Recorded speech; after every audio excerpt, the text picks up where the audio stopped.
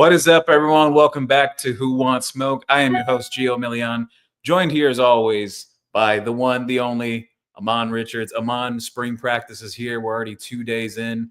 Pads come on Friday, so things will start getting a little more busy once that comes into place. But definitely some initial impressions for the first couple of days. I know you've been hearing some things too. Yeah, man. Exciting stuff. I think around this time, everyone just starts to get a little excited. Football's back. You get to see a lot of the guys just run around, a lot of the new guys, whether it's portal or, guys in recruiting. So I think that's the excitement part that everyone's kind of feeling. More so, we're just really excited just to see what this team can map out to be, right? We see it on paper, but, see guys flying around, moving around a little bit is nice as well. So I'm going to get out there Friday to get my first in-person look to see what we really got going on. From what I'm hearing, man, the team looks bigger, pause, all that type of stuff. It's early. Guys are flying around, a lot of energy in those like first two practices usually. But pads come on Friday, see a little popping. I think that's a good part, for the O-line, D-line. When they put the pads on, you get a little bit better taste of who's where. But I'm excited overall. Yeah, same here. I mean, look, it can only be so exciting when guys are just running around in shirts and shorts, but the moment that you start playing full on contact and and hear the stories about how Mario Cristobal likes for his teams to practice, play hard every single day. Yeah. Cream's going to rise to the top. The best players will show who they are. But I want to talk about a big elephant in the room. And what I mean by that is because I've heard some reactions about this when I brought this up, like on the private board on Discord from some people. And basically that is Emory Williams. So a lot of people have told me, they're like, oh, but like, how is it that like Emory looks good and whatnot? Mind you, every single time I've posted in the private boards or I've talked about it on Monday, and some people ask questions about that too. Again, throwing on air, 7-on-7 situations, no pass rush yet or anything really like that. But he's been the most consistent of the quarterbacks, actually. Today, he actually had 2 deep balls to Josiah Trader as well, who himself, he's killing it through the first couple of days as well, Trader. But sticking with the theme of the quarterbacks, though. So Emory has been consistent. The most of the 3 that are available right now, the scholarship quarterbacks between him, Judd Anderson, Luke Nickel. Judd Anderson, a little bit up and down. Just body frame wise, though, like kid's massive. You're talking about like 6'7". He's got a very live arm, too. Just little up and down in terms of accuracy and whatnot. Actually, Dylan Day picked off another one of his passes today on day 2, and Dylan Day's having a really nice start to camp as well. But the other guy I want to talk about, 2 in particular, Luke Nickel and Carson Beck. So obviously everyone knows at this point that Carson Beck is not throwing yet.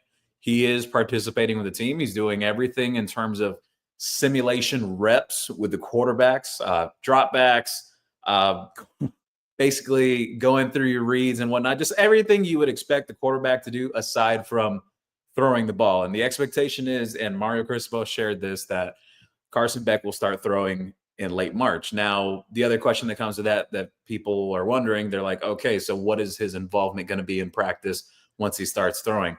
I think it's very unlikely that you see Carson Beck like in the spring game and whatnot. I don't expect Miami to like really push that, especially Mario Cristobal and the coaches. Like Beck just coming right off the injury, just starting to throw. Like I don't think they want to put him in that type of situation right away. Mm-hmm. But hey, Amon, you've got a personal take on that too, in terms of like veteran guys that have played a lot of football. Like, is it really necessary to get all the maximum reps in spring? So not okay. So for a quarterback of like a Carson Beck, for example, right, that's played a lot of football, started at Georgia, right, with 2 seasons as a starter. Guys like that don't need necessarily to learn spring. Understand? Like it would be a great addition as far as like chemistry and stuff, but we're still finding out of the young guys at receiver, who's gonna emerge as the starters, right? I know JoJo, he's doing his thing, and there's a lot of question marks for the other positions. So for a quarterback, I mean, he's played a lot of football. He's seen a lot of defenses, a lot of coverage. He played in the SEC, right? So I'm not worried. I just want him to get back healthy, get around the team, and really when it towards the end of spring, summertime, that's really the time I think he can really get with the receivers and get the timing down and, really start throwing the ball around. But I wouldn't be worried about it, right?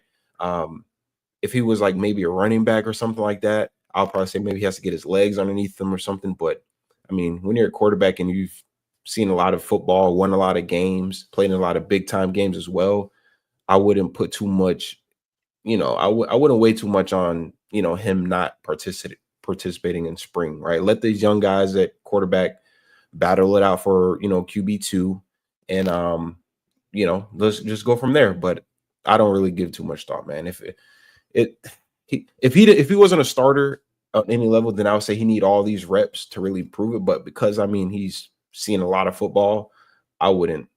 I'm cool with it.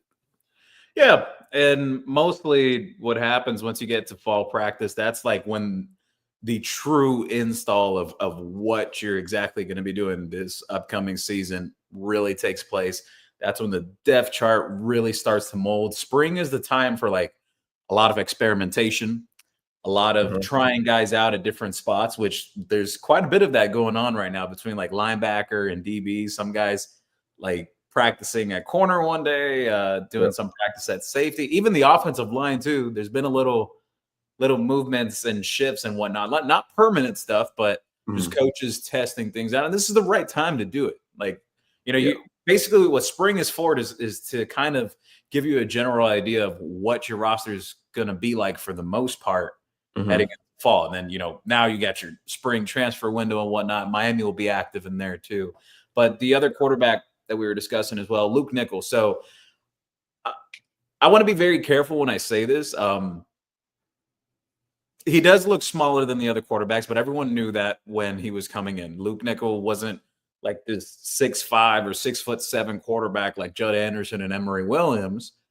But in terms of the speed of the game and just like how he's processing things, and this is just observation of mine, and also speaking to people that have seen a little more from practice as well, is that there's going to be a little bit of a learning curve for him, and that's totally fine. He's a true freshman. He just got on campus. It's only 2 days into practice and whatnot. I don't want to like sound the siren alarm or anything that anyone starts thinking like, oh no, Luke is a bust or anything like that. Like, no, it's normal. There's like, for example, I'll give this is a true story about Ruben Bain actually when he got to Miami. He had a little bit of a learning curve too when he first arrived at Miami. He wasn't just out the gate dominating. It took a little bit of time, but yeah, Luke Nichols is going to need a little bit of time, a little bit of seasoning, but little nugget that I'll drop though, and this shouldn't come as any surprise because Carson Beck is not full on practicing just yet. All three quarterbacks, they're getting reps and series with the ones, like best players against best players. I know Luke Nichols got in reps with the ones, Judd Anderson has, Emory Williams as well. And I'm talking about not just like 1-on-1 or 7-on-7 stuff. I'm not talking about like when they actually go outside and do some 11-on-11 work as well. So they're all getting quality reps. Things will start to separate itself as, pads come on and guys get settled in and whatnot, those first week jitters. Did you have those type of jitters as well, Amon, when you first got to Miami? Not jitters. So you just telling us you were cold. You were cold. Yeah, bro. I'm a different person when I'm a nicer guy here than I am when I'm on the field. So, but yeah, some guy, I mean, it is a learning curve. It's different. The speed is different. And when people say that, it's more so like the playbook, right? Because a lot of these young guys, right, it's their first time like really learning a playbook in depth, right? Really learning how to, play college football the right way. In high school, you just kind of get away with, they call cover 3 or man or whatever. But, again, in college football, there's a lot of things. There's a lot of motions, the plays, the defense changes, right? Based on, whatever the offense comes out in, right? So I'll say that's the learning curve a lot of guys have, like understanding their assignment. And a lot of times these guys are just thinking the entire time, so they're not able to move fast. But once you understand what you're doing and you know the playbook inside and out, then you start to move a lot faster. You're a lot confident. You know where you need to be. When you need to be there. So I think that's kind of that learning curve. And then obviously the bigger part is just the physicality, right? A lot of these guys are just small. They're in the weight room for a few weeks, obviously now, but they still have that high school body.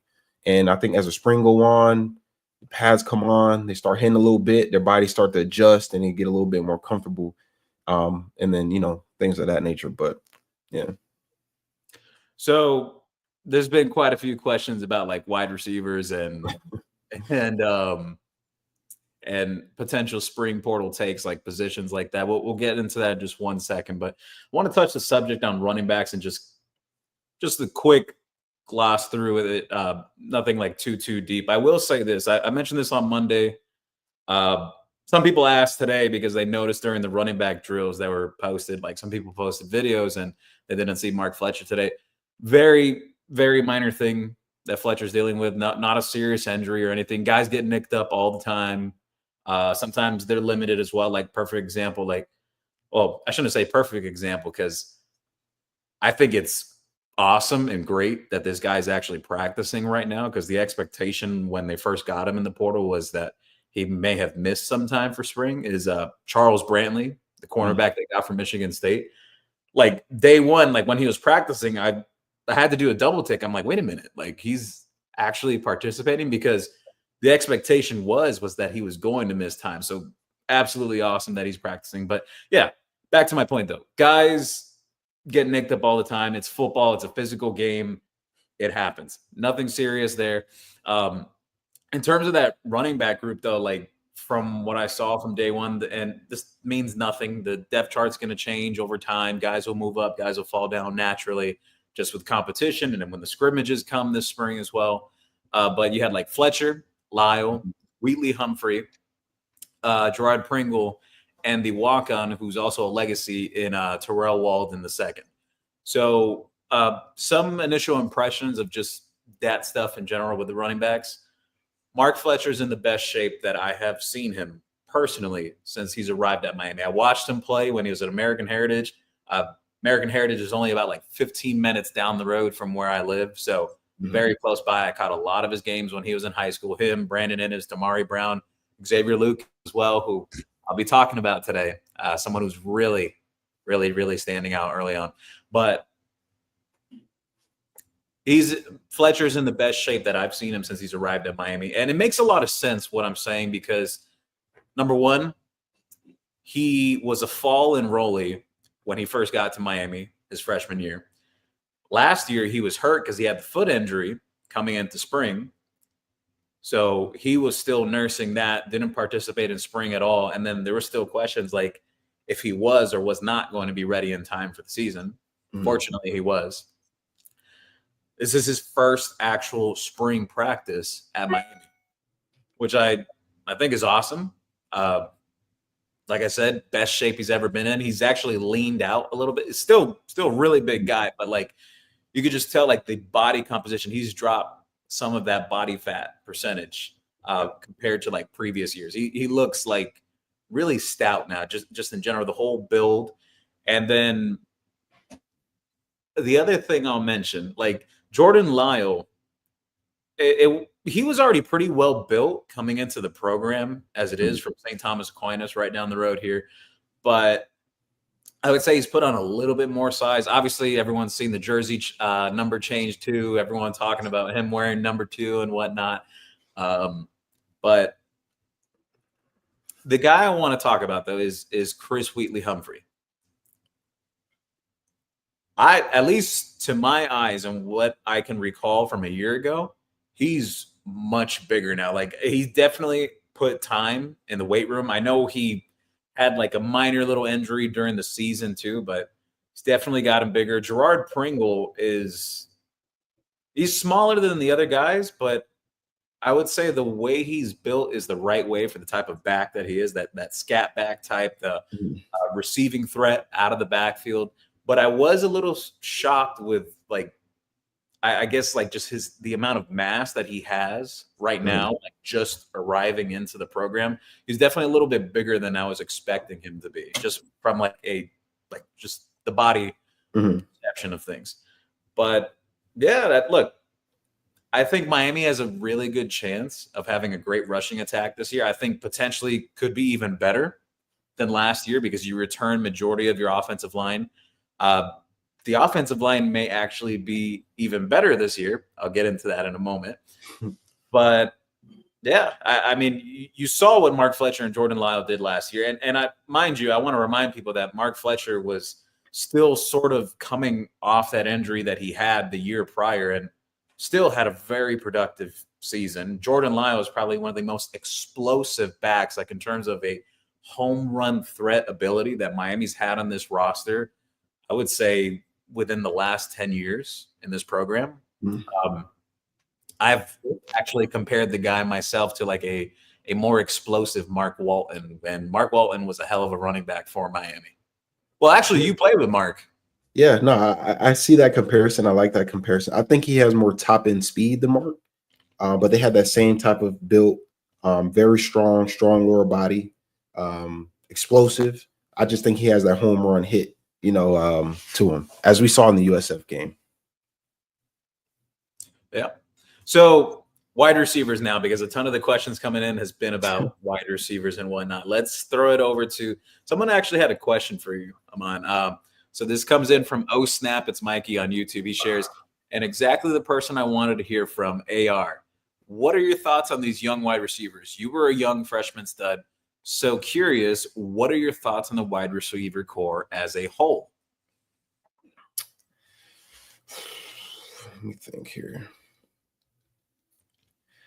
It's a lot of young guys, right? I keep forgetting that Horton is not here, right? I was going to say, it reminds me of like 2017 where we had like Jeff Thomas and Mike Harley, all those evidence, all those young guys come in, Marquez Izard. And then you had, the veteran guys, like it was four of us, with experience as far as like playing all that type of stuff. But in this case, we only have one technically, experienced guy. And, so I do think we probably add in the portal another one or two guys. Not sure if it's like a 1-year guy type of thing, and then maybe another guy with years of eligibility. But I do think it is important to have some vets in that room. Because college football, man, guys get injured all the time, especially receivers, hamstrings, ankles, all that type of stuff. And going into the season relying on only young guys could be very dangerous. But I will say what I've been hearing from the young guys and about them, out there is that they're coming along. They look good. I think guys like what's that name, man? The Joshua Moore. I think he's a big receiver, right? I think he's going to see the field. Malachi Toney's a young guy, classified, but I think he's see the field. Then you still got the, Ray, Nikar, JoJo. Obviously, if I'm forgetting somebody, forgive me, but I think it's a good core for the future, right? Over the next 2-3 years, I think those guys are going to continue to develop, get better, and perform. But I do think we still go out and probably get maybe one or two guys in the portal, if anything, for that veteran experience, guys that played a lot of football, that can be consistent and make plays consistently, right? So that'll be my take on the receiving core. Obviously, as a young guy at one point, all that type of stuff, you feel confident, you want to go in, you feel like you want to start, all that good stuff. And if hey, if you're ready, you're ready. But I do think from a coaching standpoint, in order to, have a safety net throughout the season, you want to go and grab, one or two older guys. Like I said, even if they don't play right away or, whatever, if they're in that room, in that locker room, helping these young guys develop and learn how to, be a collegiate athlete the right way. That's huge. A guy like Dayall Harris, for example, he came, he played here, he didn't play as much, he played a good amount, but that was a guy that was, teaching the young guys like, Mike Harley and Jeff, making sure they know their plays or if they have questions, right? He was just like that guy in the locker room that kind of kept the room like together, him, Braxton. So you always need that, man. Honestly. Yeah, I agree with you, but I don't know if I want to say this is a hot take because I've been bringing this up like nonstop since Malachi Toney has been in high school, and especially just this past year. And he won the Nat Moore Trophy, helped lead American Heritage to a state title. Um, I I came out with like a really big hot take on the first day, and I said like I was just blown away with Malachi Toney. Like I just think uh, here's my thing: when you've seen this for so long, for so many years, and you see all these guys come in and out of the program, this is just me, and I'm sure you might agree, Amon, that Mhm. you start to get a feel and a sense for it of like the way it's supposed to look. Like you could tell Yeah. when guys are ahead of where they would normally be for a freshman. And Malachi Toney is one of those guys. Like, again, the pads are not on yet, but if he carries what he's been doing through the first two practices, and I'm talking about like this goes outside the practices because I've had stuff shared with me from like before spring practice officially started, like when they were just doing like the players were doing stuff like before the coaches got involved and everything, and you have all these organized practices, like 15 practices, all the way up to Mhm. like the 12th or whatever in the spring game. Um, all that off-season work, this hasn't been just like these first 2 days. Like this has been like since he's arrived. That like the he has respect already from guys in that room that have played a lot of college football. You're talking about like CJ Daniels, who's played a lot of college football, or just players on the team in general. And the craziest thing is, you're talking about a guy who's only 16 years old. And the reason why I say that is like you look at Ryan Williams last year in college football.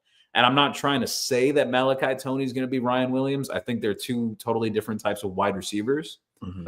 Like their Yeah, games are different. for sure. But in terms of the aspect of being advanced, like ahead of the curve for his age, he definitely is. Like it. I think it's just remarkable. Like even from a route running standpoint, I brought this up on Monday. I shared it on X actually. I said that it feels like there's almost no wasted motion with his Yeah. routes. He's just very decisive. He's quick. He's very quick. And my biggest thing with that is because you see freshman wide receivers get into college football, and some of these guys are still running routes like they're on the 7-on-7 circuit and trying to record an and one mixtape. And just in my Mhm. opinion, like it's just still a little sloppy. Things Yeah. that need to be cleaned up. Malachi Toney is just very efficient already. Yeah, he's one of those guys, man. I'm excited to see what he does, on Friday, just obviously with the pads and all that type of stuff. But some guys just get it, right? Some guys just understand how to play football. Like they have a feel for it. They know how to run routes. They know how to get open. It's like almost like a natural thing. It's just the coaching, they tune it up. They make sure, it's like a, oil change, tune you up, get you right. But you still know how to drive, right? Your car.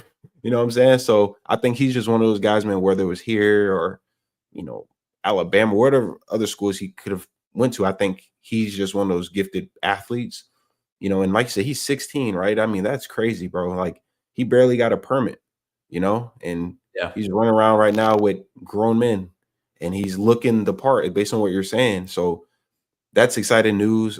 That was my biggest question for him coming in, right? Was being just so young, and will his body, adapt, right? Will the speed of the game like affect him? And it just seems like he's fitting right in. Maybe he's actually like 18 or 19 and he's just lying. No, no, I You know know. what I'm saying? I know. Maybe he really ordered. Maybe he's like, what's the movie with the man baby, bro? Maybe he's pulling fast one on everybody, man. They call him Baby Jesus. They've been Baby calling him Baby Jesus, Jesus man. for years now. Hey, I'll put it to you this way: if people are calling you Baby Jesus, You doing something, bro. you're doing something because Yeah. that's Yeah. high praise. But yeah, like I want to see like when the pads come on and Mhm. the things that I hear from there on out. But I'm not talking about just the first two practices. I'm talking about like from when he's arrived to now. Like Mhm. has really made a stamp. Like Yeah. the guys respect him. He's very good in the film room too. I know KB is really happy with him as well. So That's yeah, good. That's and good. actually, I know everyone was like wowed on day one because of Joshua Moore's build, and rightfully so. Joshua Moore, like you look at his body composition compared to the other wide receivers that are in that room now. Yeah, of course, he looks very freakish. You're talking about a guy that's 6'4", over 200 something pounds. He could really run to very deceptive speed, very very deceptive speed. He's much faster than people realize. Yeah. We'll say this though. From what I understand and what I've seen too, still a little bit of seasoning that has to be done there. They have to refine some things with him. I don't know exactly if he's going to be like a guy that can really like impact this team this year, but I could see him definitely being a dude down the line. Like for example, I'll give something that so the receivers are going through the drills, right? And there was this one point where they were working on high pointing the ball with KB. And I'm over here just watching some of the running back drills and just the sheer size of this guy compared to the others. He went to go and climb the ladder for a ball, right? Mhm. And you just could not notice this. Like everyone's just like, whoa, like what the hell? Like he has ups, like he could Yeah. really get up there. Yeah. Now, from what I've heard of like the other portion of stuff, like outside of 7-on-7 and 1-on-1 stuff that we've seen as the media side, I've heard stuff from like the extended portions of practice that we don't get to see that still a little bit raw, but that's okay. I mean, the guy just got here. He's going to have plenty of time to work with the coaches and whatnot. I mean, he's just a true freshman. But the one guy that's not getting talked about a lot, and I do know that he's flashed a bit in the first few days, is Dalen Upshaw. And I just want to draw a comparison here. And, you know, maybe I'm wrong, and maybe I'll be right, but he reminds me a lot of Jacoby George. I get you. He reminds me a Not lot too of tall, not Jacoby too George. small. I got you.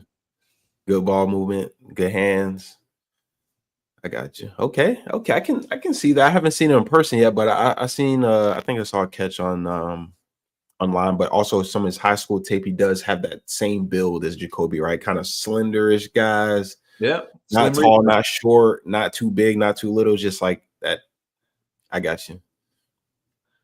So in terms of the other guys returning and whatnot, like the way those groups have been broken apart, at least through the first 2 days, you know, your first group was like JoJo, who I already said earlier, like if there's a guy that has been an alpha in that room, and even the players, even the way they speak about him, like obviously you saw the endorsement that Cam Ward gave JoJo at the NFL Combine when he was asked like who's next up at Miami, and he said JoJo. Even players on the team right now, like when we speak to them at the podium after practice, they've pretty much shared that JoJo has really stepped up as that into like a leadership role this year. So I want to take it back just a step, though, that a lot of fans were asking this question last year. They're like, oh man, where's JoJo? Like, why is JoJo not playing more? And we constantly brought it up on here, and I'm sure other people heard it in other areas too, that, you know, JoJo was nursing an injury last year. You know, he missed quite a bit of time. Also, he was in a situation where Miami had two guys that were like super veterans in Jacoby George and Xavier Strepo. Like, how do you really take those guys off the field? Isaiah Horton was really consistent, like from like the start to the middle of the season. He kind of tapered off near the end, but he was very consistent. And then Sam Brown had his moments too. I know some people feel some type of way about Sam Brown in certain aspects, but it's kind of tough to get on the field when you got three guys that are NFL bound.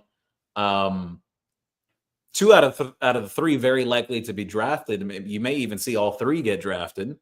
Yeah. And the other is now at Alabama.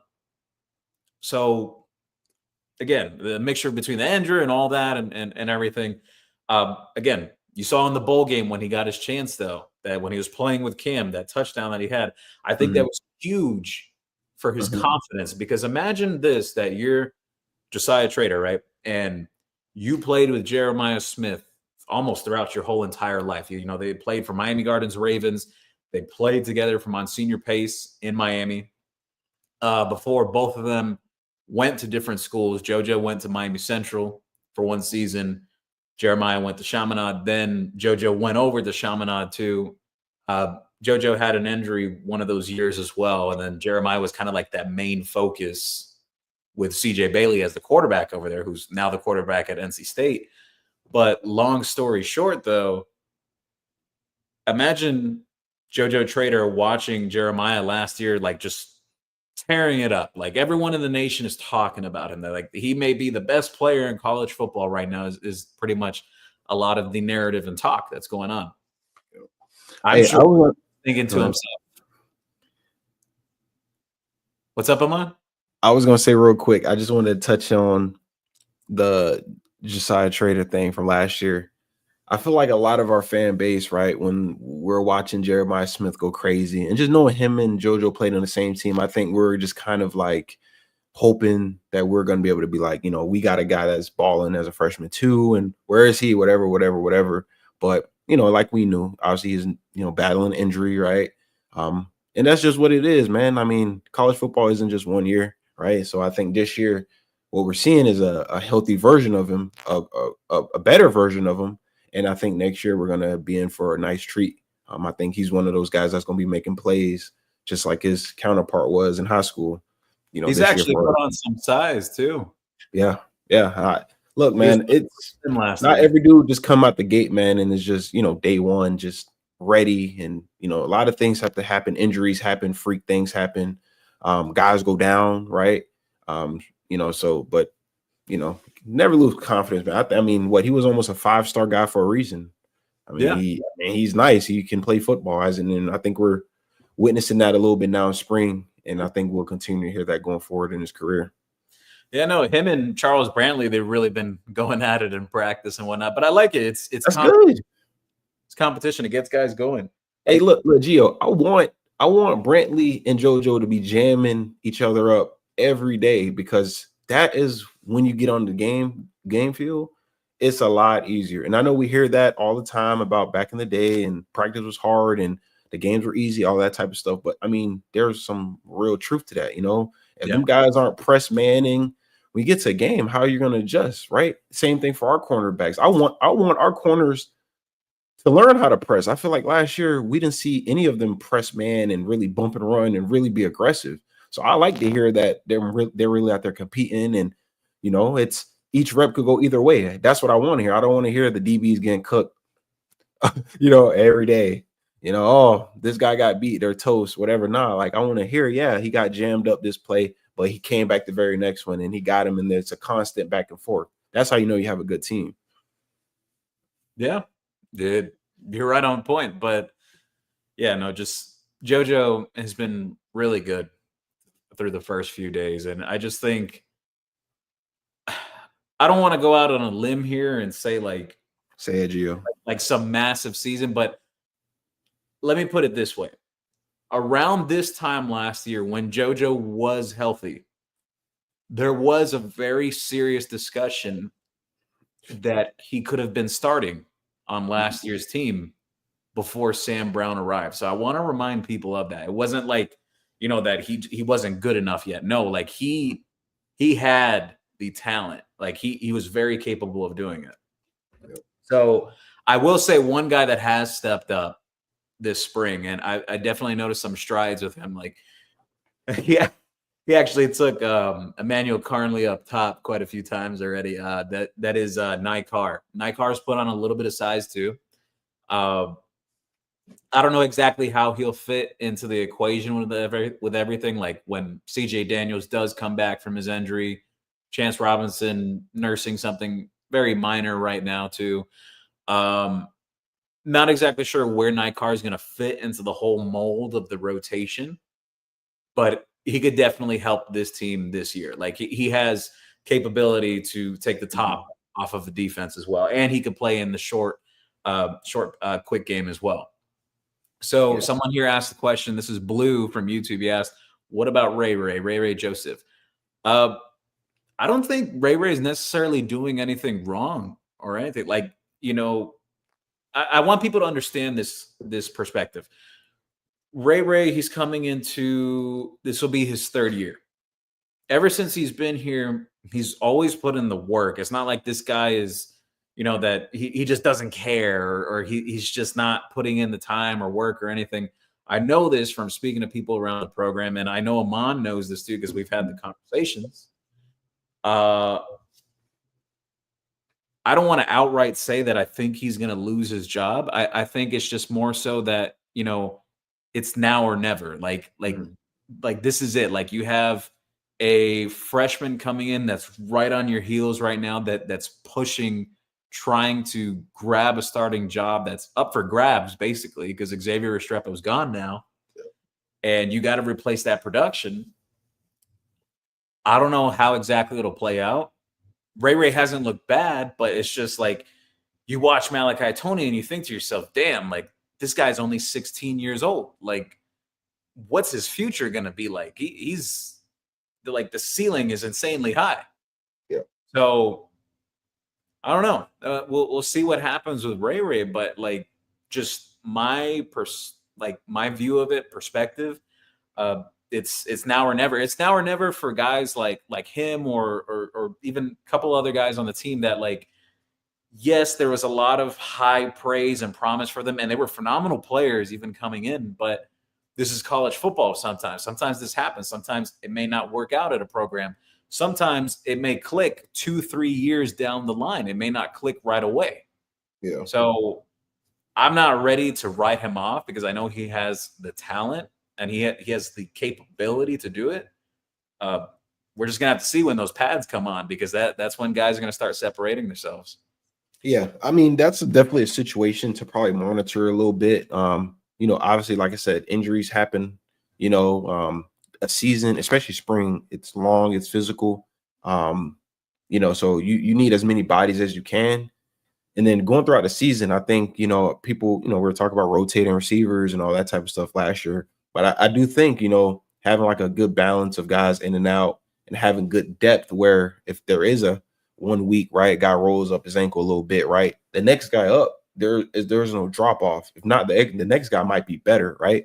So, but we'll see. It's different nowadays with NIL, and guys want their opportunities and they want to get on the field, and they want to play consistently, they want to start, all that stuff. So we'll see. But it's good to know that essentially the best guy will be here at the end of the day. Whether it's one guy or the next or both or whatever, we do know that there's competition out there and guys are actually performing at high levels, at this moment.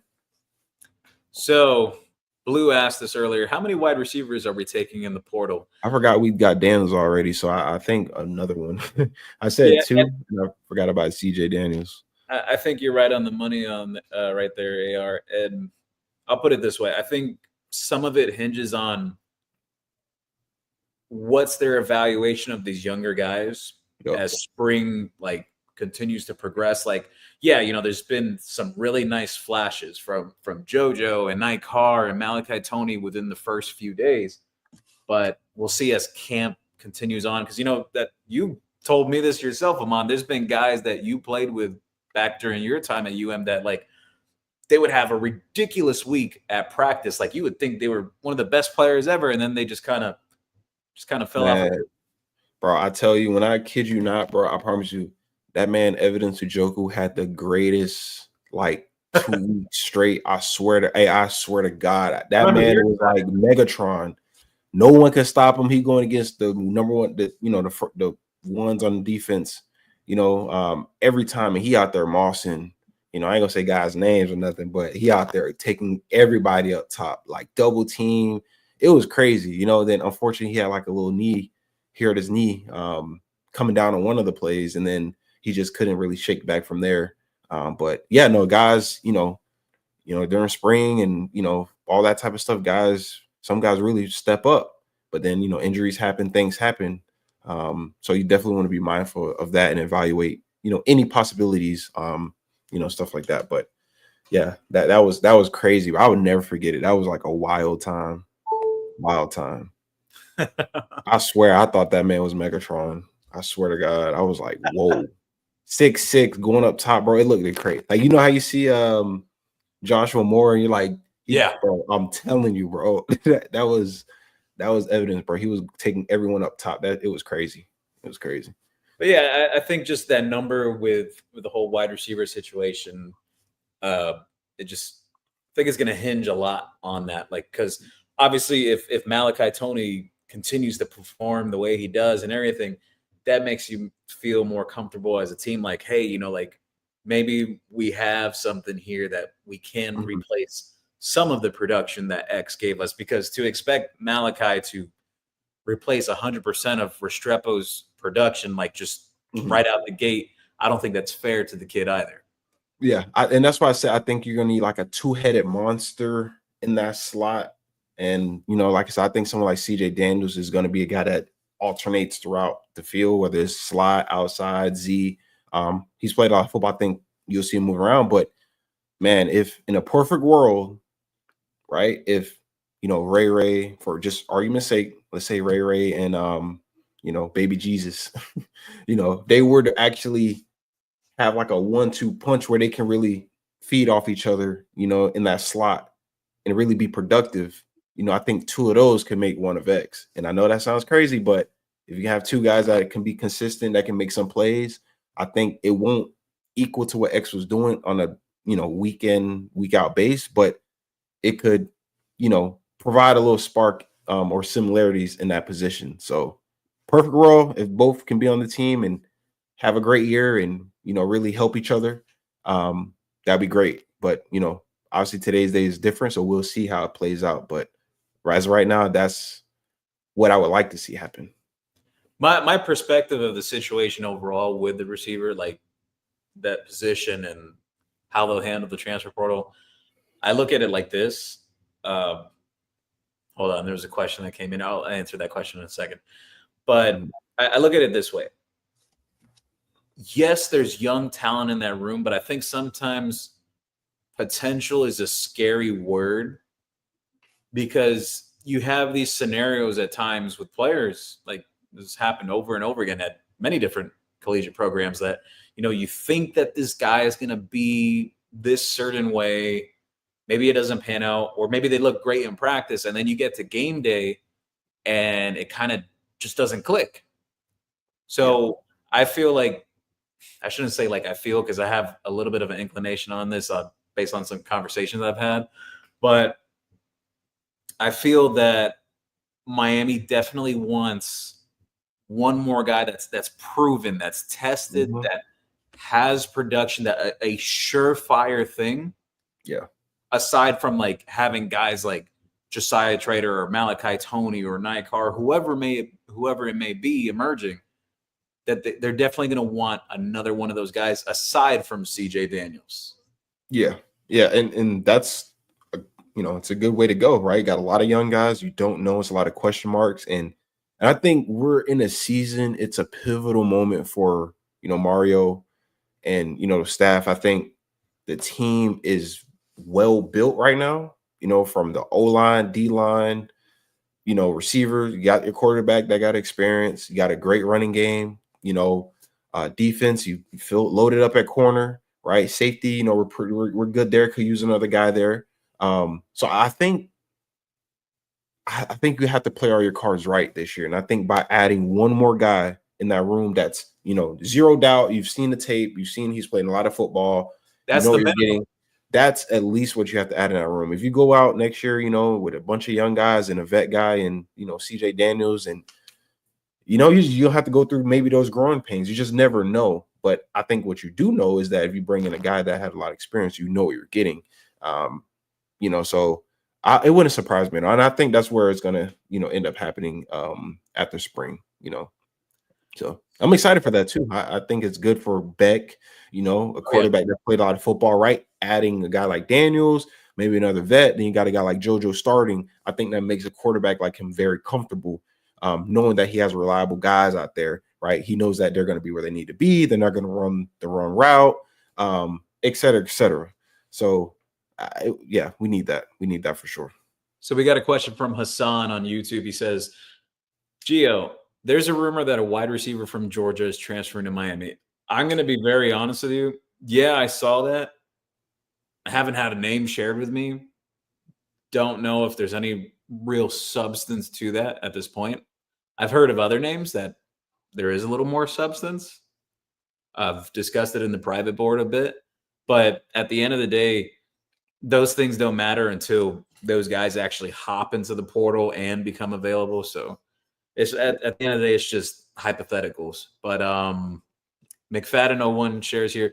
They said JoJo seems to get open easily. Is it because he's that dude or secondary is still 50-50? So I'll put it this way. I'll just say right off rip here, the secondary is going to be better than it was last year. And I'm going to give you 3 reasons why. Xavier Lucas, Zachariah Poyser, and Charles Brantley. Those 3 guys are going to make a difference. Yep. I'm not just blowing smoke. They're going to make a difference for Miami this year. Oh. Now, I will say, though, I am still a little concerned with the safety position overall. It's not ideal that Zaquan Patterson's hurt right now. Markeith Williams still very up and down right now. Hasn't really become consistent yet. Dylan Day, by the way, he's had a phenomenal first few days of practice. Actually, he's had like 2 picks already. I know he almost had another interception today too. Coaches are really excited with him. Even Amari Wallace has flashed a little too. I actually overheard, I don't know if this happened on day 2, but I heard on day 1 that he actually got some like a series of reps with the ones too. So, they're just experimenting. They're getting guys reps. This is just normal stuff. Like, don't take that and run with it and say, oh man, Amari Wallace is going to step up and become a starter as a freshman. Like, that may not be the case. But again, it's just very early into spring. But I do expect a significant step up just from the cornerback room overall. Like, just having like OJ returning, and you bring in a guy like Xavier Lucas, who he looks like, yeah. Can you touch on that a little bit? Real deal, but plays like it too. Like what I've heard coming out of practice from today, like they are super excited. Like, and let's put it this way. It makes a whole lot of sense now why Wisconsin was trying to go to war over this guy. You're talking about a guy that is 6'1", 6'2", over 200 pounds, ran a 10.4 in the 100-meter, can run with the best of them. Actually, I remember a rep on day 1. It was him and Joshua Moore matched up on the left hash. Who was throwing the ball? I think it was Emery or Judd on this rep. Lucas, he kind of got caught off the jab, the initial jab, right? He has the recovery speed to make up, because Joshua Moore had maybe I would say a step on him for what would have been like a diving catch, like left pylon of the end zone. We're talking about 30, maybe 35, 40-yard throw. And Lucas had the recovery speed and was able to react and still break up that pass. What would have been like a highlight play that you may have seen on a Canes football video that they post on social media. He deaded that basically. I like that. And that's just a little snippet of things there. Man, no, I mean, as you're breaking that down, man, man, if anyone in here listening, watching, you got to get excited, bro. Because like I said, after last year, man, when corners aren't turning their head, they're not jamming, they just, I know they're on defense, but they're just playing defense. They're not actually attacking the ball. Just even here, guys are turning around, guys are throwing back shoulders and it's an interception, pick six, whatever. Guys are jamming at the line of scrimmage. They're physical. Those are the things we've been wanting to hear. So, to know that we got the talent in that room now that can actually bump and run and play in coverage and, keep their eyes on the ball and make plays, get PBUs. Bro, that's all I needed to hear. That's all I needed to hear. 6'2", corner, 200 plus pounds, running and with ball skills. Come on, bro. I can't ask for nothing else. Literally. Yeah. He definitely looks the part. And I've heard a lot of good things about Zachariah Poyser early on. I'll put it to you this way. So I know today they were heavily focusing on these specific drills of diagnosing motions and shifts from opposing offense. And Poyser did a phenomenal job with it. I'll put it to you this way. I've been told great communicator too, which is people don't talk about this enough. Like, yeah, you want like a fast, rangy safety or someone who could just blast people across the field. Yeah. But you need a great communicator back there. Someone who gets you aligned right. Yeah. And that's a big thing. I think, obviously when we, took him, obviously UGA wanted him bad and we ended up, beating him out for Poyer. But just to have that presence, that football IQ, that's what I call it. Football IQ, right? Guys that, bro, you got to treat this like you've been in Little League, man. Like, I mean, if you see a guy motion from one side of the field to the other, right? Football knowledge is going to tell you to like maneuver over, or someone got to go over there, not to be all confused and stuff. So just, having a guy like that, man, that obviously has football IQ, he has a size, right? He, played as a freshman, all that stuff at Jacksonville State. But I'm excited to see what he's able to really do for us, right? And what's his role throughout the defense, right? How they use him. Is he a guy that's going to be blitzing, coverage? Because I think he can do everything. I think he's he can tackle, play in coverage, bump and run a little bit. But like I said, man, just to know that we have the ability in that room now, just I think, like to your point, is going to make a huge difference in that secondary, because a lot of things came down last year was obviously alignment, assignment football, but I just feel like we lacked the actual talent in the room, like guys actually being able to cover a guy man to man consistently, just was not there. And obviously when we play zone, they're all over the place. So refreshing, very refreshing. I think Gio, you saving a lot of guys right now trips to the corner store to grab some alcohol. I'll tell you that right now. Yeah, look, I'm telling you. Don't anyone listening. Let me see how many we've had, like over 1,500 here tonight, across the board. I'll put it this way. Don't take and run what I said like oh my God, like everything's fixed. Cornerback, you're definitely going to see a difference there, a very noticeable difference you're going to see, basically, at minimum. I'm just still really concerned about the safety position, though. Like, yes, Dylan Day's been flashing, but we're not in pads yet. We got to see, like, once the pads come on, see who starts emerging and whatnot. Not ideal that Zaquan Patterson's out right now. Isaiah Taylor is back. One thing I'll mention even about the safeties in general, Chris Ewald, he's been cross-training a bit. He's been practicing a bit at corner. He's done some nickel stuff, done some safety. Jason Taylor's kid is actually healthy again, too. Not many people know this, but you know why he didn't play at all last year? He had double shoulder surgery. Like, he wasn't capable of playing at all last year. Crazy, bro. Man, he's actually like a decent player. Like he turned on the tape from Arizona, like he was productive. So he could have helped Miami last year in some ways. But yeah, he's been practicing a little bit at the nickel spot as well, and also with the safeties. I have a personal take, which I shared on Monday, and I'll say again. I think this is just my opinion from watching Emmanuel Carnley up close, and then hearing some things from the private portion of practice. Definitely going to need more time to develop. I think everyone saw this when he was coming from Arizona. He was not anywhere close to a finished product. It was really raw. Obviously, the tools he has, though, is his size. He has some speed to him, too.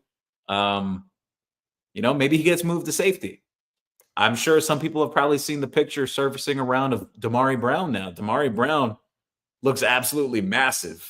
Like he does not look like your average cornerback. Like he looks like someone took him out of a lab this offseason. So like, do you think So do you think someone like Damari Brown, do they like, and it's a great problem to have, right? But where would you, like, realistically, where would you see him fitting in this defense, as far as, because you got someone like Lucas who's obviously going to start day one. You have OJ returning, and obviously he's healthy, and there's no sophomore slump or anything like that. He's going to be productive. Then you got Brantley probably in the slot nickel, area. So is Damari maybe a strong safety and Poyer goes a free, or reverse? Or is this something maybe as a season goes on, guys are plug and play, maybe we go dime, right? Have two nickel corners. I think you'll see with Poyer that he'll play more of the field side. Okay. when it comes to like the situation with Damari or some of these Yeah. other guys, it's such a tricky thing because you have some young guys there that maybe could emerge, maybe not. That's never a guarantee. You'd Mhm. feel much more comfortable going to get a veteran guy out of the transfer portal right after the spring. But there are some options too, like how we've been talking about it, like Damari Brown. Like, can he play safety? Yeah, he possibly could. Jadis Richard, even though he's still on the mend right now, people forget Mhm. this. I actually think that maybe his ceiling is a little bit higher as a safety in contrast to being a cornerback. Yeah. Uh, Emmanuel Carnley could play some safety too. So there is some options there. I just feel like just looking at the whole perspective of everything, Mhm. they have to get someone in the portal. They have to get another guy in the portal. Fair. Um, yeah, I just don't. That's the one thing that makes me feel a little uneasy about this team is like that safety situation. I think Zechariah Poyser is definitely a step up. I Mhm. should say more than step up, like a few significant steps up from what Miami had at safety last year. I mean, you had a guy who was really a nickel that was playing safety, and that's just it just was Gotcha. not a good idea at all. I got you. But Okay. Question the for you though. go ahead. No, real quick. What question? So, someone like you, I mentioned. I know you mentioned Richard, right? With the depth at corner, I mean, isn't that someone that essentially has to switch to like a safety, like a free safety? And I think he has safety background in him, as I believe you said before. Um, I, just the way the room is turning out with the depth and a lot of guys that can play, a lot of ability, right? You know, do we? I still think we get a free safety, or we have to get one in the portal, regardless, Yeah. because it's just lack of experience in that room, lack of depth overall. But I think maybe Richard is someone that can switch and maybe can give you some production at safety. Um, when we played UF first game of the season, I know he was at corner, but he played off a little bit and he was in some zone, or feel like he dropped in zone a little bit. But I think he's a guy that can play. I just think he's a guy that on a He good actually snap played more count, he's safety. productive. Funny thing you say that. He actually played more safety coming out of high school too. Right. Okay. Yeah, Yeah. you can tell. Like he doesn't look. I mean, he's a bump and run type of guy, I guess. But for the reason, man, he just gives me free safety vibes. Right. I think he can track the ball a little bit. He can play in some space, but when he's at bump and run corner, I think that's where it gets a little 50-50 with for him. So usually those guys are better at safety. So, oh snap, it's Mikey from YouTube shared. We don't think Xavier Lucas can play safety. No, I definitely think he can. I just think that's going to be off the table really quick. Like, there's a very good chance. And I know this sounds crazy because of how good OJ played last year, that Xavier Lucas may be the best cornerback, like NFL prospect Mm, on this team at cornerback. Like, he's that good. that's crazy. And that's That's crazy considering like how good OJ played last year for a true freshman. Like, that was not normal. So I just feel like that may be off the table relatively quick, especially with what he's showing. The pads are about to come on. I don't expect anything to change there either. Those traits are going to show up. yeah. I think So he gets better with the pads. yeah, He'd be more physical. He can really touch, I think touch more other so guys. the question is like, all right, because this is a serious debate. I'm going to tell you this right now, just from watching up close. Charles Brantley is a very viable option as a boundary corner too. Like, I know people automatically think like, oh, nickel, he's a little smaller than the other guys. Uh, his press technique is really good. Like, I'm talking about like really, really good. He's very feisty for the type of cornerback he is. He may be about like 5'11" or so, not the biggest of the cornerbacks, but he plays much bigger than his size. He's physical. He's really physical. Obviously, it would be great for nickel, but again, it all depends on like who emerges, who fits best where. Like, people forget this. Damari Brown, his first year at Miami, he was playing a lot of nickel before like Jaden Davis and Takori Couch went down. Then he shifted to the outside with Jadis Richard back then. But Damari Brown was playing a lot of nickel early on here. Mhm. There's many different moving pieces. So someone here asked about Ethan O'Connor. This is Blue from YouTube. I like Ethan O'Connor. Only concern I have right now that maybe he's still got to put on a little more size, Mhm. but he could definitely help this team right now. Think he has to improve in terms of like his press technique, but the athletic traits are there though with him. Don't know if he starts this year, but definitely a future starter. Like that, if it's not this year, he'll be starting for this program really soon after. Mhm. But yeah, OJ, very minor thing right now. If everyone's wondering like why no one's really talked about OJ yet, he just has a little minor injury or whatnot. He'll be back soon after the break, from what I was told. But yeah, no, Xavier Lucas is the real deal. Basically, I'm gonna put it that way. I like the guys that are like really popping right now, like Xavier Lucas, Justin Scott, Armando Blunt, like Mhm. everything that you guys have been hearing during the offseason training, it's very true. I mentioned this during the season, like because I shoot photography from the sidelines and the end zones. So I got to see this up close on some snaps you may not see during the game. Like if you were just watching from the broadcast, or unless you get access to the all 22 film, you don't really see a Mhm. lot of this stuff. But Yeah. violent hands. That was the biggest thing I noticed with him last year.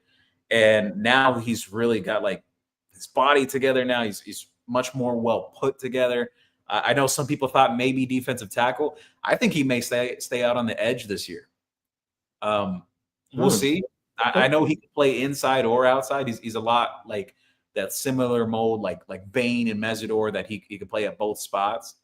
But he's going to be a guy that's going to help this team. If I had to say two guys that I expect to take the biggest jump, like one from each side of the ball from last year to this year, Elijah Lofton and Justin Scott. Wow. I think those two guys, they are going to be difference makers for this team this year. Like Justin's like, let's put it this way: how long have Miami fans have been asking for it to have like that SEC 5-star defensive tackle that's 6'4", 6'5", over 300 pounds, that like can dominate games? Justin Scott's starting to look like that now. He's starting Yeah. to look like that, and he's starting to play like it too. Like he showed some flashes last year. The coaches talked about it too. Even JT mentioned that Justin Scott had some flashes in practice a year ago, but now he's really starting to put Mhm. it all together. Now that's big. That's big, man. It's good to hear these guys. Their bodies are starting to form. They're starting to like really come into their own. Especially those young guys like Blunt, Justin Scott. Those are guys I'm really excited about. Highly recruited. Every program wanted them, right? And the first year, they may not have got the action like they may have wanted to, but it's good to hear that they're actually progressing and looking to make a dominant step forward. So I'm really excited, man. I swear I am. There's a lot of cross training going on too. Like I mentioned, cornerbacks and safeties and stuff, like stuff they're doing there. Like Brantley taking some reps nickel on the boundary. Um, Even Chris Ewald, I mentioned earlier, Mhm. he's practiced at corner, he's practiced at safety. I wouldn't be surprised if you see Amari Wallace start getting some reps at nickel soon too, because uh, if you watch his tape from high school, Mhm. or you saw him on the 7-on-7 circuit, a lot of people would say that he was like that perfect nickel type. And by the way, God bless that kid. And the reason why I say that is such a traumatic injury that he had, that not even a year ago, like less than a year, and doesn't look like a guy that went through a traumatic Mhm. injury. Okay. So again, that's a bonus. Reason why I say that is a lot of people were ready to write him off, saying like, "Oh, he'll never play here" or whatever. Um, he looks pretty good. Okay. No, listen, the cross training thing is very smart, right? Obviously with injuries and knock on wood, and but things happen, right? College football, but having guys that can move around and actually be productive, if needed, that's never a fail. Plus, when it comes to scheming up certain looks and week by week, right, different adjustments, I think having guys that can do numerous things is a huge advantage. When you're playing this chess week in, week out. Oh, actually, you know which guy? No, but he just got here. But I'd put him very close to that same category with like my impression of Malachi Toney. Um, Hayden Lowe. Okay. Not Heard only the is name the a few times. size like you got to see just the size of this guy's guns, like his Jesus Christ, like there's no way this guy is a damn true freshman. Like Yeah. you're talking about legitimate 6'5", over 250 pounds already, Mhm. pure muscle. Like it's just crazy. Like Wow. the first step is there, the explosiveness is there. Let's see how it translates when the pads get on. Like just watching some of the drills that he was working with some of the other guys. Like Yeah. I'll put it to you this way: right now, Hayden Lowe is ahead of that whole defensive line class that Jason Taylor and Coach Joe brought in from a year ago. So, like, you remember that big class that had Justin Scott, Armando Blunt, Marquise Lightfoot, all those guys? Yeah. Hayden Lowe is ahead of the curve compared to those guys when they arrived in spring last year. Wow. Jeez.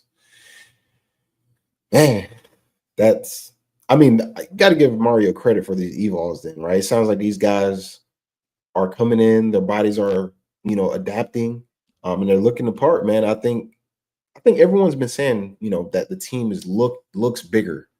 And I'm going to say this, for them to say that while they're in gym shorts and essentially jerseys is a huge plus. Because usually teams look bigger when you put the pads on, but the fact that they're just wearing these, skin tight things and they still look the part or even bigger, that's a huge shout out to the strength staff, conditioning staff, for getting these guys, continue to build these guys up.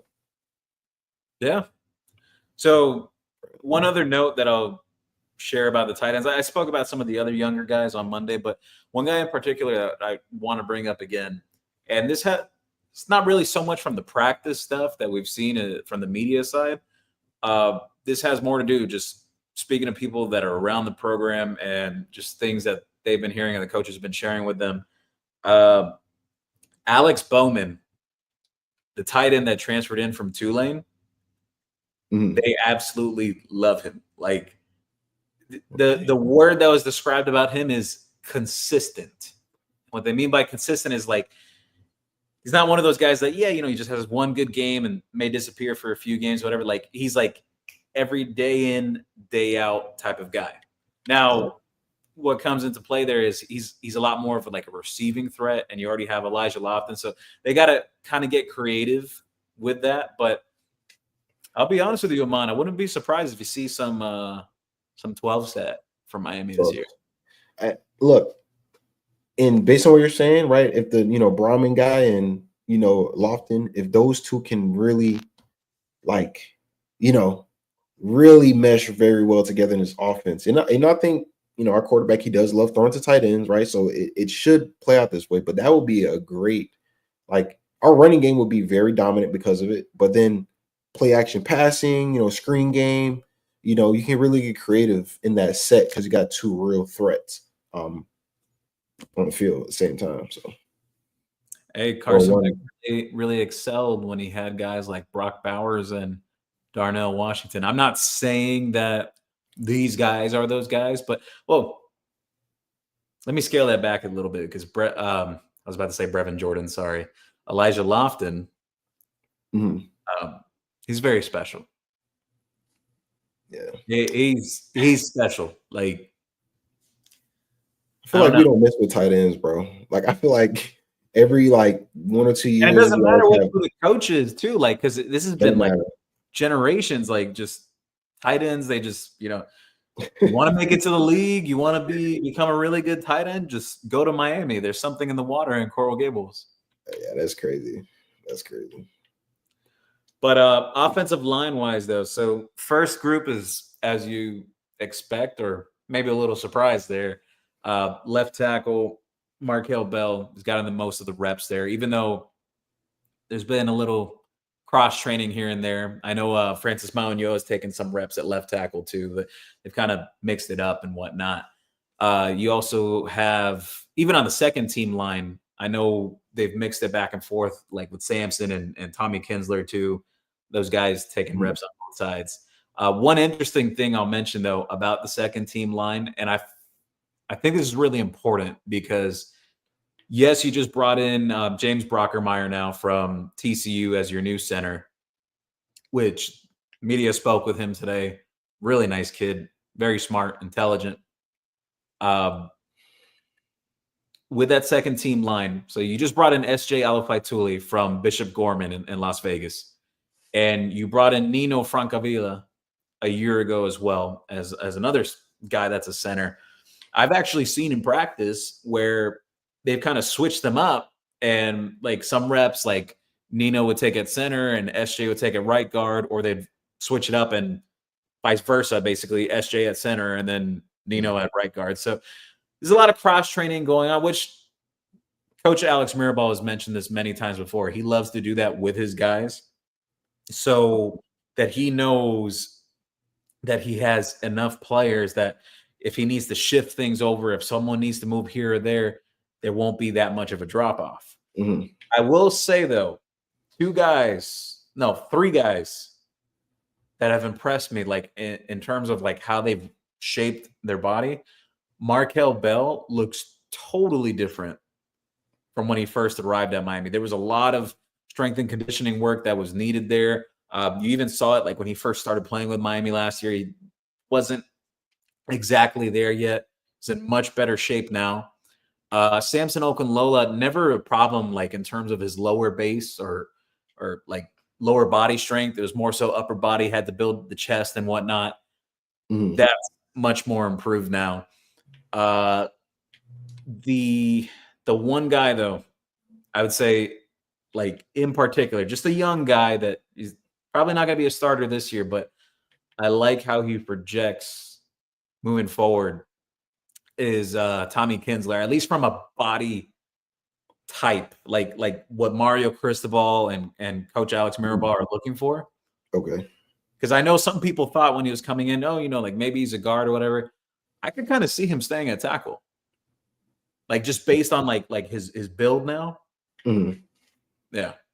Okay. But that first group, you've had Bell, Malinois out there, center Brockermeyer, Cooper at right guard, and I'll tell you this: Ryan Rodriguez is having his best offseason since arriving at Miami, and I feel for that kid because he's had a lot of injuries since he got here. Even like last year, like he won the starting job going into the Florida game, and then got hurt in that game and basically missed almost the entire year. And Matthew McCoy took over, but Ryan Rodriguez is having a really nice start to camp. Is it safe to say that Mario has built these trenches like in a way we've never seen at Miami? Yeah, no. Maybe like Eric Flowers and that crew, but that was like a year, maybe. Yeah, but you had that group, but the depth behind them wasn't the same. Exactly. I would say the only group that I would consider that is almost crazy to say because that group like played for national championships, but you look back at like the groups that had Brett Romberg and Joaquin Gonzalez and Bryant McKinney, and even some of the guys before them as well. There was there was another Canadian guy right before Brett came into. There was also Sherko Haji Rasoli as well. Just Martin Bibla as well. Vernon Carey. I compare it to like those groups. Like they have actual depth on that offensive line now. Yeah.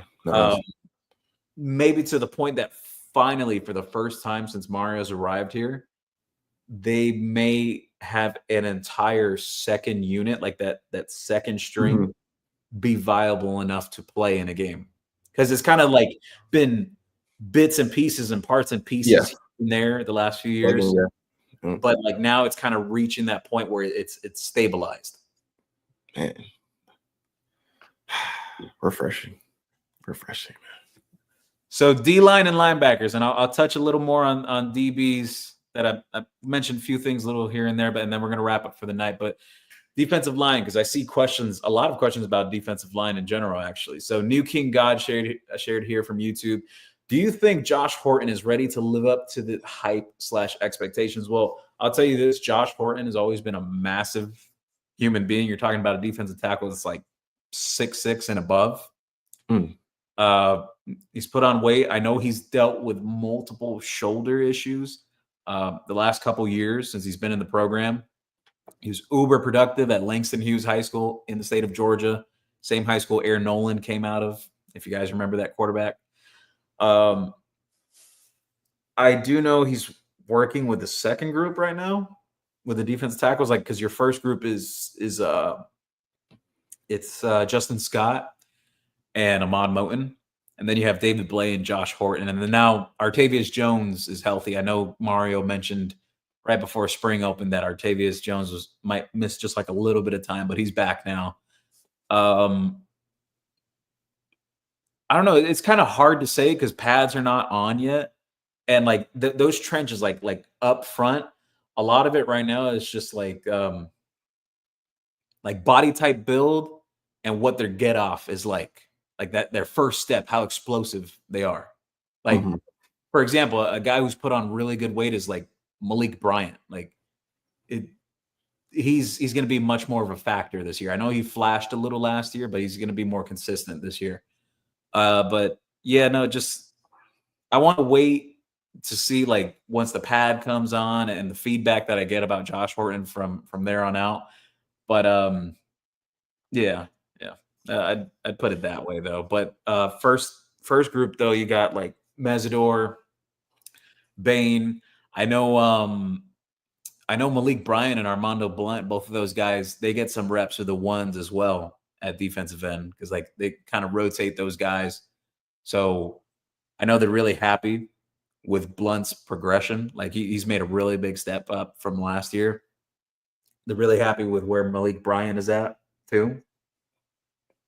Then you bring in Hayden Lowe into the picture. Cole McConaughey has put on some more size from last year.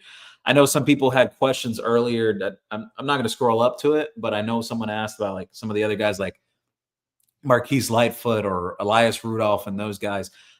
I've seen them at practice. I don't think necessarily they got like significantly bigger, something that's like really noticeable.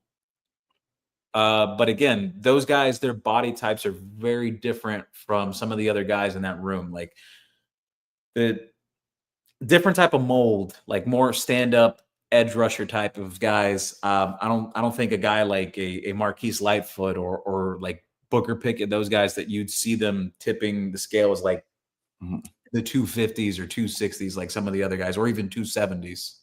I don't think you'll see that for those guys. But defensive tackle, though. Is Artavius Jones, you think, gonna put it together possibly, or is he still development? Is that one of those kind of like a Mark? I know last year type thing. I know last year a lot of it he was still a bit raw.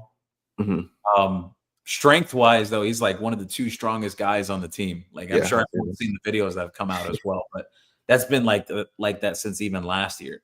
And you think of like that big nose tackle type that you would love to have up front on the defensive line. I know the coaches are like really hopeful that, or just optimistic, I should say. He could show something like that this spring. He won't be in pads Friday because of the way the whole acclimation period is with the NCAA. So he'll be in pads when they get back from break on March 18th. I got you. Wow.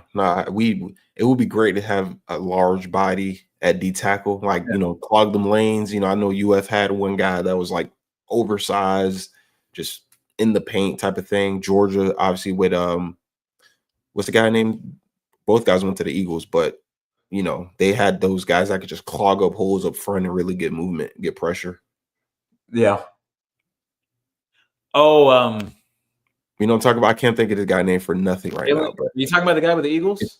Two of them, both of them. They both got drafted for the Eagles. Well, I remember they had Carter, Jalen Carter. Was Jalen Carter? Jalen Carter. I know they had him. One. Then the I guy don't have this. Davis. What's his name? Jared David. He's like 6'7", like tall. He's like a huge D tackle for the Eagles. He didn't really play that much this year, but dude, he was like 6'7", huge D tackle. I remember they had Something big. Nasir Stackhouse recently too. He was pretty good. Yeah. But that type of, body size is what would be nice if he can put it together just to have out there in the field, man. Yeah, You no, know. or even a guy like Josh Horton being like a Yeah, 6'6" D tackle like that. exactly. Hey, even Justin Scott and what Yeah. he's been showing early on, and he's put Yeah. on much more significant size. Had that basketball background too. He moves really well. Like Mhm. in terms of like pure pass rush moves, Mhm. he brings a lot to the table, I got you. Okay. especially from the interior of the defensive line. Wait, give me 1 second. I had a text come in here. Just give me a second. Oh. Hey, in the meantime, you guys make sure you guys stay subscribed, tune in. We're gonna keep it coming. Pause. Spring ball is here, so hey, a lot of movement, a lot of action, a lot of news. Private board is up. You guys want some nuggets, all that good stuff. Before it hits the timeline, right? Come tap in. Oh yeah, anyone that's been in the private board, they know about all this stuff during the day. I swear, literally.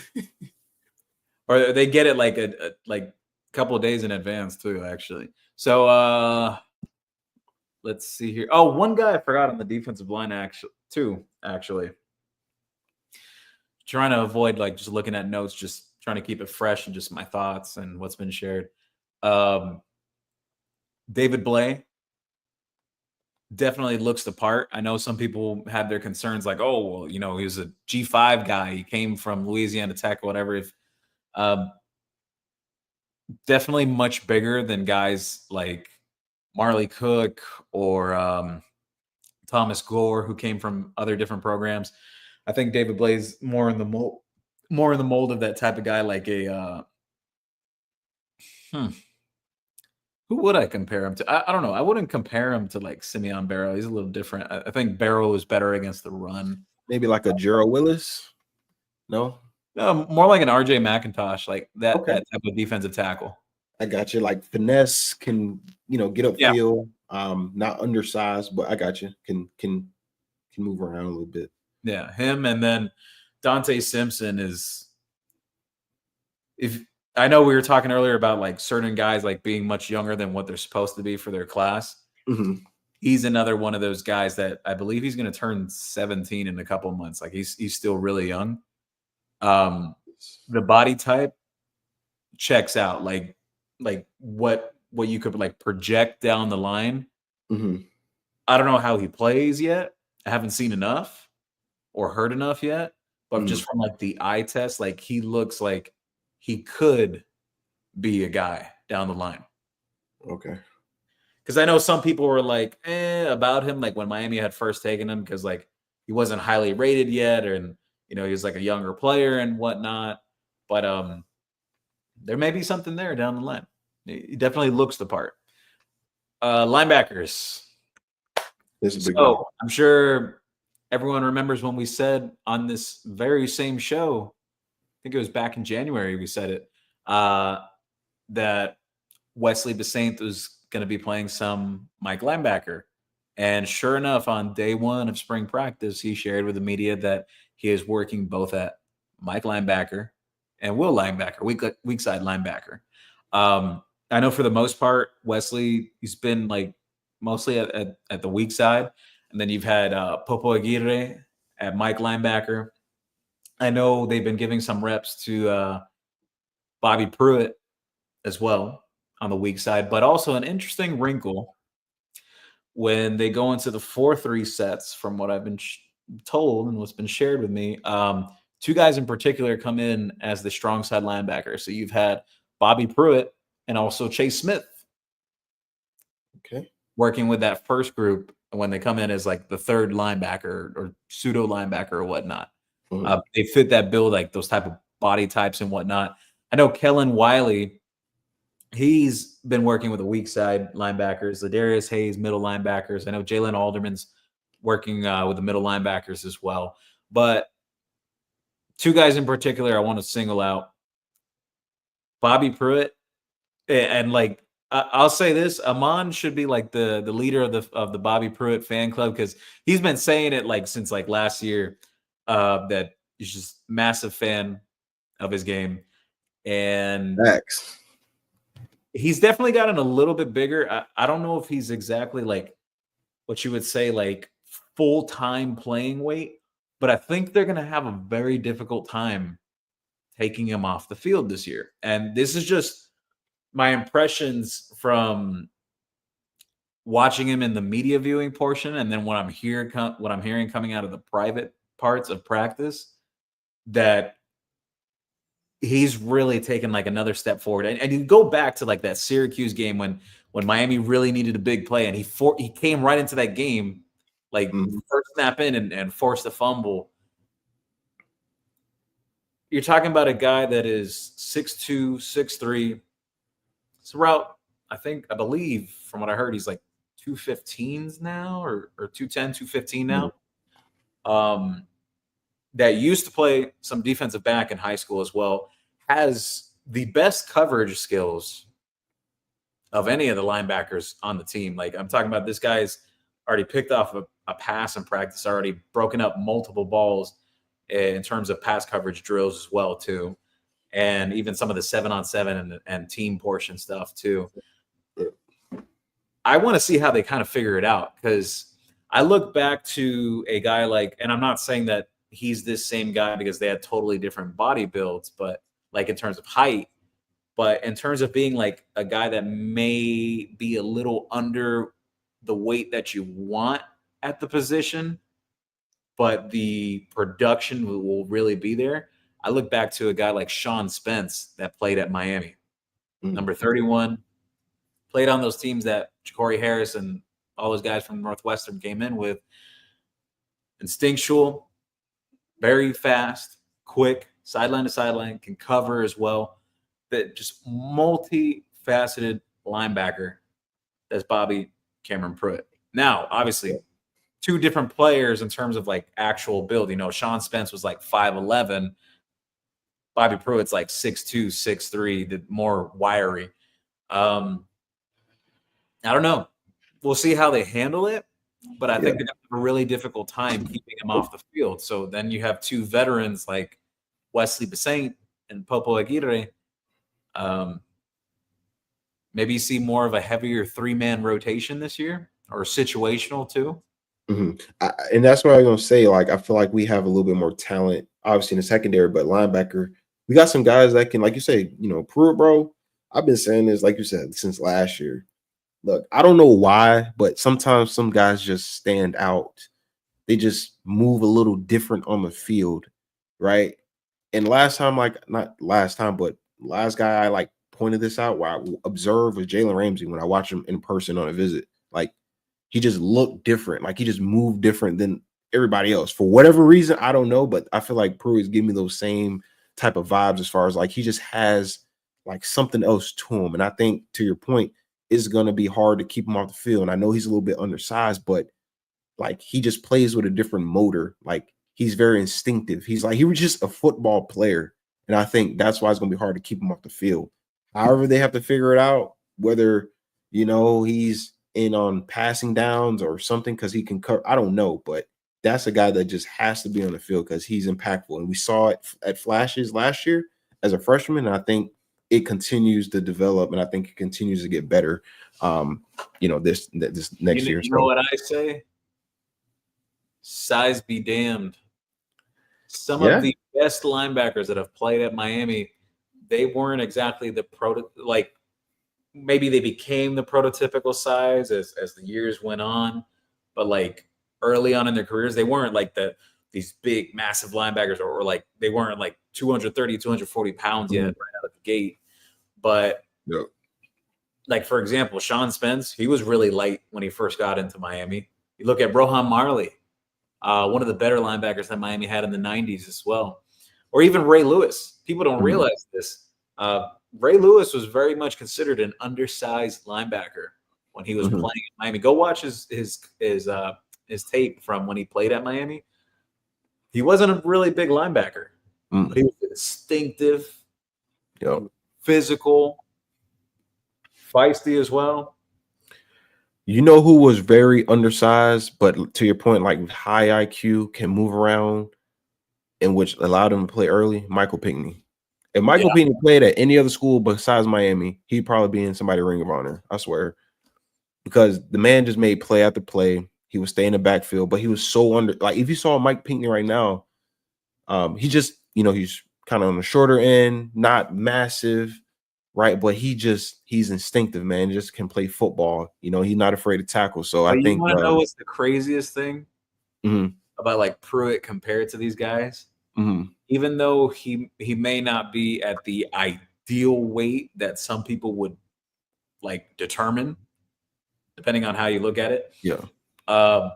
He's got much more size than guys like Pinkney, Spence, Denzel Perriman, Rohan Marley, Ray Lewis when he was in college. He's like 6'2", 6'3", right around that range. He has much more length too. I think that's the thing is like you want to know a comparison I'll throw out? And some people are going to hate this because he played for Florida State, but he was a hell of a college football player. Do you remember Telvin Smith? Yes. Oh my God, that's a perfect that. I said Darren Lee for Ohio State. That's who Bobby Pruitt reminds me of. There it is. The A, same number and everything. No, you want that's might be the most perfect one I think I've heard so far. Even the build is like almost very undersized, like light, but they can go sideline to sideline. Obviously had defensive backgrounds probably growing up, but they have that same. But they're physical and they're fast and they're not afraid, right? No, they play much bigger than their size. That's the one, Gio. You just surprised the hell out of me with that one. Jeez. Hey, I know a little ball, just a little. Okay, but hey, he'll ball knower.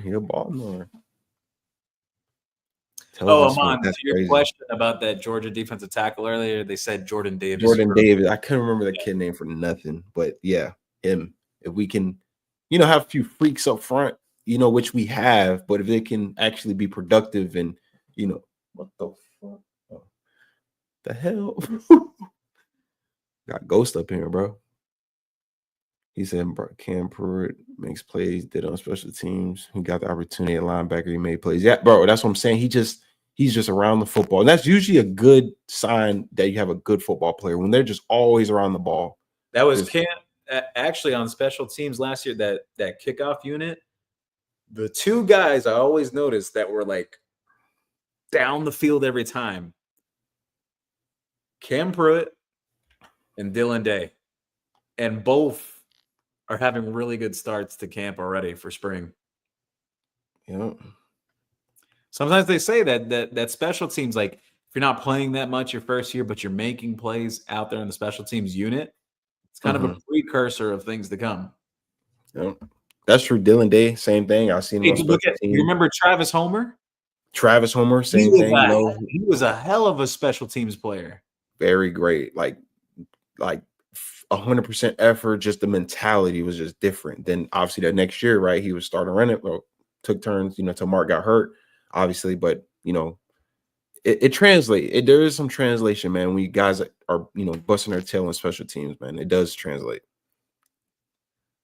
Yep. Jake shared here. Number 22 and 23 was around the ball every time on special teams. Yeah. Cam Pruitt and Dylan Day, they were both really good on special teams last. Even Adarius Hayes was out there too. Yep. Remember, he had some as well. 757 Kane from YouTube shares. Is Bobby Washington getting on the field this year? Bobby Washington, actually, he's going to be out for a while. Yeah. There's no surprise with that. I know many people saw that he had surgery like right after the season ended and whatnot. When he comes back, I can't even say right now. So Juan Rodriguez from YouTube Shades here.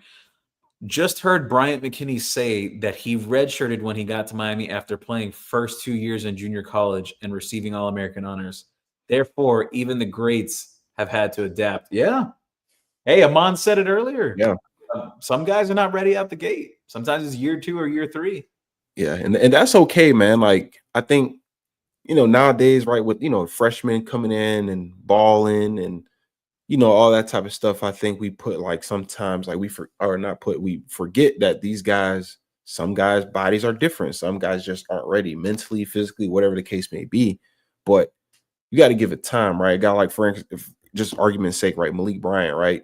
Hasn't really had too much production, all that type of stuff. But this could be the year where he actually puts it together. He's comfortable. He's physically ready, mentally ready, right? So everyone's different. And to that point, it may take a guy 2-3 years to finally put it together. Maybe it's that 4th year, it just, everyone's different, man. You just got to understand, if you really believe in a player, obviously none of us are on the coaching staff, right? But if you believe in a player and you just keep developing, right? Eventually, those guys could pan out, and be productive for your team. So, Gmo from the YouTube comment shares here. Good show. Go Canes. Thank you.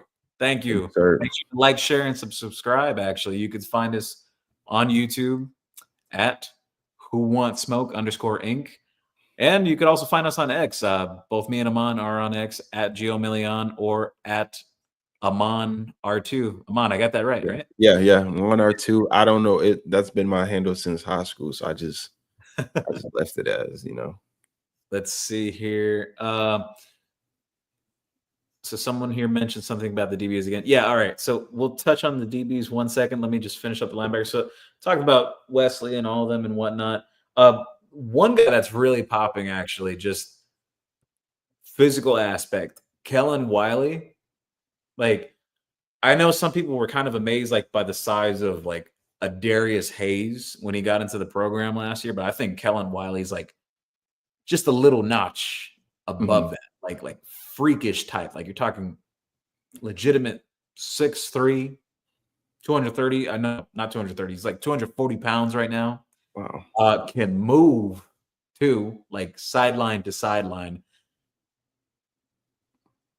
If it clicks when the pads come on, I think things could get interesting in terms of like the linebacker rotation, just from like body type aspect and what he can bring to the table too. Like, I wouldn't say like he does things exactly like Bobby Pruitt, but both of them are, I would consider them the most like athletic linebackers that they have on this team. Like those types that they basically, I'm tripping over my words here, but let me summarize it.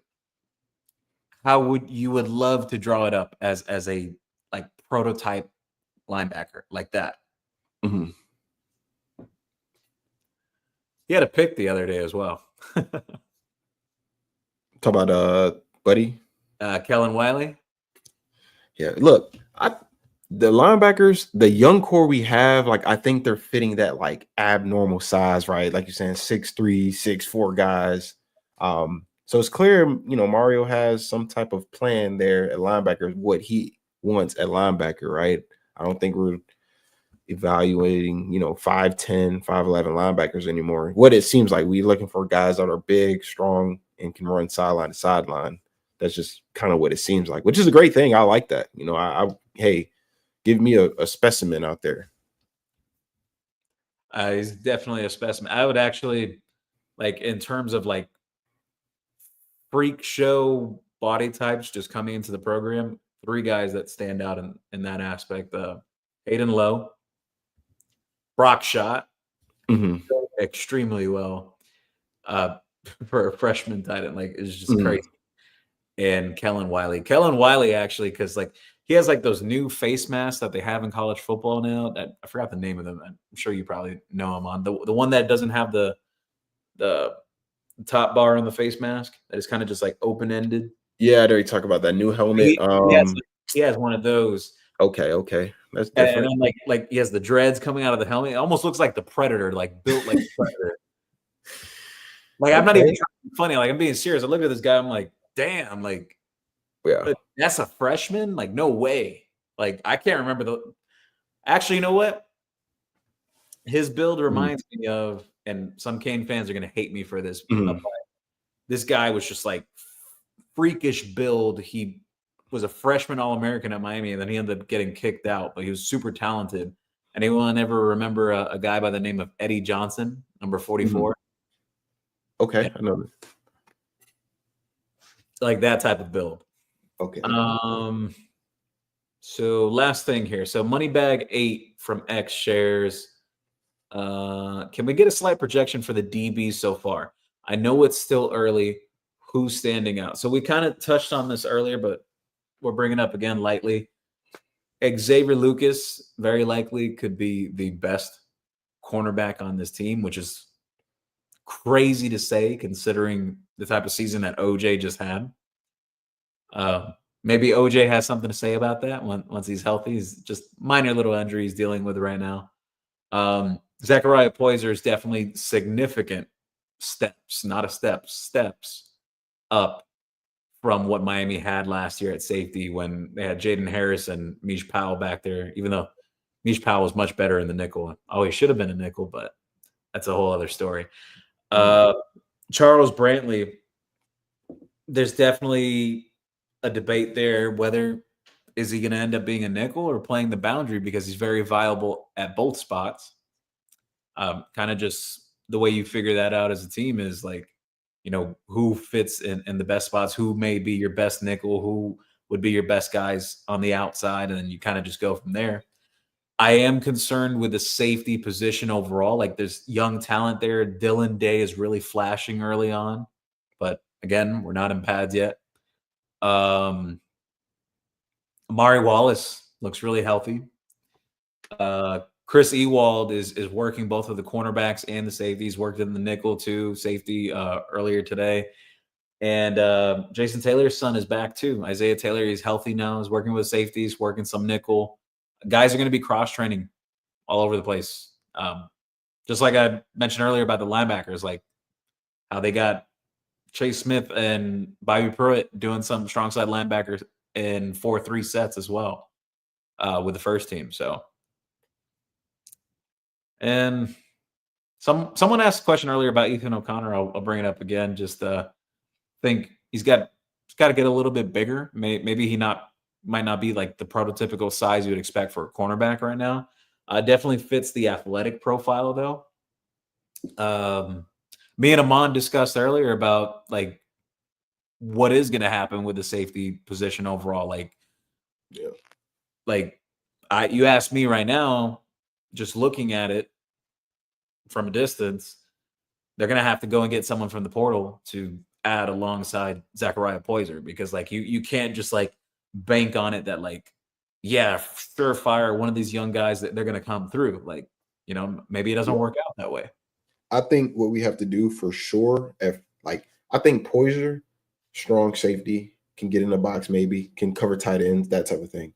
But I think you need a legitimate free safety. And when I say this, I meant like I'm talking about like how Ohio State went and plucked Caleb Downs and like solidified their defense type of thing. Like you need that guy that can really be like a captain of the team, really productive, maybe a young guy somewhere. I don't even know where, but I think you need it depends. If we're trying to like really make a run and get into the playoffs and all that stuff, like you can't have no question marks in the secondary. I don't think any team in the playoffs had question marks in the secondary. Or is that a reach? I think every team secondaries in the playoffs. Yeah, in the playoffs, like all the teams that made it like in the playoffs, I think their secondary was pretty much for the most part, yeah. Yeah, I can't think of a team that had a weak secondary or like, whatever. So I think to solidify the defense, free safety, one linebacker, maybe another D tackle, receiver, depth running back, maybe. And I think we have something. I think we have right on the money, actually. Yeah, well-rounded team, man. Well, I think defensive line is kind of up in the air. It could be a defensive end. It could be a defensive tackle. If you ask me right now, I think they would more so need the D tackle than anything. I was going to say that. Yep. Linebacker for sure. They're going to need it. They're going to need a guy.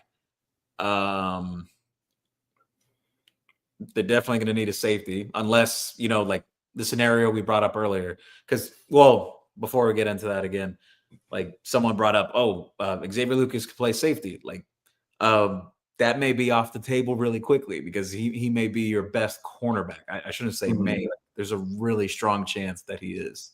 Okay. Or like, does a guy like Damari Brown move once he's healthy, or does Jadis Richard move, or Emmanuel Carnley, or there's just Mhm. a I lot got of moving pieces, and then you want to try to get your best players on the field too. you. That is true. But yeah, we'll see. Like I said earlier, and I said on Monday too, a lot of this is just very preliminary stuff. This is early spring, early impressions and whatnot, things that I've heard from the private portions of practice. Also, a mixture of what I've seen too out there. It's going to be much more coming out, especially when we get to like the parts of spring, like when the scrimmages start happening. That's when you're really going to hear like the meat of the stuff, like guys that are starting to really separate themselves. Mhm. Yeah. This is the last question for the night, and we're done. New King God shares here from YouTube. Y'all don't think Damari Brown can be that free safety? Here's the thing. I watched Damari Brown play in high school because he played like right down the road from here, like 15 minutes away from where I live. And well, at least where I live now. He played a lot of press man as a corner. He was a bump and run guy. Didn't really play a lot of off coverage, I guess, to put it that way. So, Mhm. like, I don't know if he can do that. That's the thing. Like, size wise, yeah. Like, you look at Damari Brown now, like, he looks massive. Like, probably like from a muscle aspect, he's probably the biggest cornerback, like just Mhm. weight room wise. But again, like, you don't know yet if that's going to translate to being a safety. He's never been a safety, actually. Yeah, and that's what and we're kind of at the point. I don't think we want to experiment too much with a guy like that. I think Yeah. maybe he's a rotational guy with Brantley in the slot. Playing nickel corner like he originally was, because he's a guy that can tackle, or maybe he's in a boundary, right? Maybe Lucas goes to the field, or OJ maybe OJ goes to safety, or I don't know, right? But that's a great problem to have right now, where you almost don't know where guys are going to Well, start, where. I actually kind of like that idea that you shared him on. I think OJ can play free safety OJ at times. Like has, OJ actually did play some safety in high school. Not when he was at St. Thomas, but before he got there, he played some safety. yeah. That's the only reason I'm saying, like, maybe there's a game or two where maybe it's package base, or the teams we play. We play like a team like Syracuse, right, where they 5 wide throwing it all over the field, right? Maybe you see something of that nature, right? But it's a good problem to have, and I think the coaching staff, as spring ball, fall camp, I think we'll start to see who emerges right throughout these times. Which really means the best guys will be on the field. That's the best part about it. They don't have to be on the field because we don't have depth, right? It's like, no, you earn the right to be on this field. Yeah, I think bottom line is it's not ideal that Zaquan Patterson is on the mend right now, that he's not healthy. Like it I'm sure many Miami fans would have preferred that he's practicing right now, and you kind of figure out between him and Poyser and Mhm. Day and all the other young guys, like try to figure out, okay, do we have two viable guys? Like right now, it's like, yeah, Poyser, he's going to be a dude, Yeah. but Day flashing, but you don't know, like, is that going to carry through the entire spring? Like, is he going to be for sure ready this year? Like, it's just too many question marks. So that's Yeah. why I say you got to get a guy from the portal, unless it's going to come from your current roster, like one of your cornerbacks. Like they have a lot of cornerbacks now. Mhm. Yeah, no, we do. We got a lot, man. I mean, it's kind of like, damn, like somebody's gonna have to wait till next year. And that's a good, honestly, and a lot of these guys got 3 years of eligibility. You know what I mean? So it's not like they have to play next year or else it's end all be all, right? It's maybe they don't play this year, but next year a lot of things open up with a guy like Brantley, right? Probably graduating. Guys maybe go to the draft or whatever case may be. Guys may leave, right? So it's a good problem to have. Good problem to have. Yeah. Alrighty, well, we're gonna get up out of here. It's getting late. We've been talking for a little over an hour and a half now. Thank you everyone for showing up. I just checked the numbers across the different streams because got the X stream and YouTube and everything. We had close to around 3,000 people come in tonight. Thank you so much for the support and all the love. We appreciate it. We'll be back at it again on Friday. It'll be the last practice this week. Then the team will go on spring break for a week, and then they'll be back on March 18th. So stay tuned for Friday's show because pads will be coming on Friday. So here's some interesting things. Ready.